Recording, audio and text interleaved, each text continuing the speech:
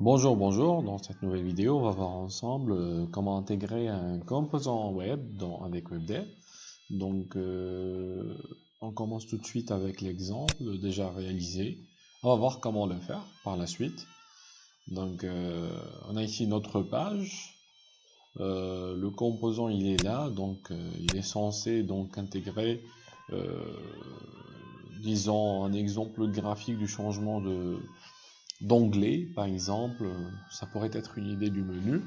Donc on voit ici, donc lorsque je clique sur la gauche, donc j'ai le first qui s'affiche avec un message qui dit left, et à la droite, donc le message il dit right, et c'est le texte second qui s'affiche. Donc l'exemple il est basé sur un exemple disponible sur codepen.io, tab switch animations. Donc on peut le voir ici. Je vais rafraîchir juste pour voir l'exemple. C'est simple, on n'a pas trop à faire à part copier ces trois zones-là dans notre composant web qui sera intégré dans WebDev. Donc on va le créer tout de suite. On va revenir vers WebDev. Et puis on va aller dans notre page, on va créer une nouvelle page qu'on va appeler donc CodePen Test par exemple. CodePen IO Test. Voilà notre page créée. On va insérer notre composant web. Voilà. On peut utiliser le nom par défaut ou le personnaliser. Donc, je peux mettre compo web CodePen. Et là, on voit trois onglets qui s'affichent. Trois nouveaux onglets. Page, zoning, HTML, CSS, JavaScript. Donc, on va s'intéresser à ces trois parties-là. On va copier-coller le code qui existe sur le site de CodePen. Donc, dans la zone HTML, on va copier le contenu HTML.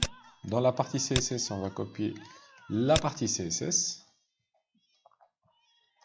Et puis dans la partie JavaScript, on copie la partie JS. Voilà, c'est simple, c'est classique. Donc, dans ce sens-là, on a vu qu'il y a déjà une modification, une simulation d'affichage du composant web. Donc, le fond, il a été modifié à cause du style imposé dans notre zone CSS. Bon, par précaution pour que vous n'ayez pas disons des propriétés qui seront changées par rapport à votre page, par rapport aussi que vous aurez défini sur votre page. Donc la zone HTML body, je vais l'enlever. Je vais conserver uniquement la personnalisation du style des éléments qui intéressent mon composant web. Et là, je peux tester tout de suite. Il y a des erreurs. Voilà. Donc on va corriger parce qu'on a renommé le composant web. Et là, on a quelle erreur déjà? Right handle. Apparemment, dans le JavaScript, il y a une erreur. Pourquoi ça déjà? Normalement, il n'y a pas d'erreur. On va tester, voilà. Donc, on voit très bien. On a notre composant qui est opérationnel. Dans l'exemple que je vous ai montré au départ, il y avait un message box ou une info qui s'affichait au clic. Donc c'est juste pour vous dire qu'on pourrait personnaliser ça. Ce que j'ai fait, c'est que je suis revenu dans le composant, dans la partie JavaScript.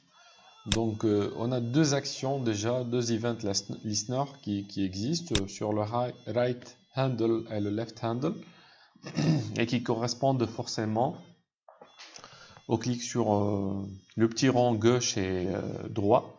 Donc pour ce qui est gauche, je suis venu ici après l'animation, donc après le changement de classe là de active et show, j'ai ajouté un window.alert. Là on est sur la droite, donc je vais mettre droite par exemple, point virgule.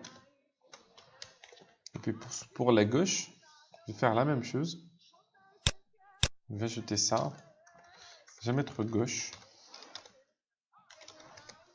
Je vais exécuter. Voilà, le même exemple. Que je clique sur la droite, il m'affiche droite, sur la gauche, gauche. Et voilà. Donc, parfois, ça pourrait paraître compliqué pour certains composants. Donc, il faudrait un minimum de connaissances côté JavaScript, CSS et HTML. Peut-être parfois introduire quelques modifications sur le code, sur le style, pour avoir un exemple fonctionnel. Donc, voilà.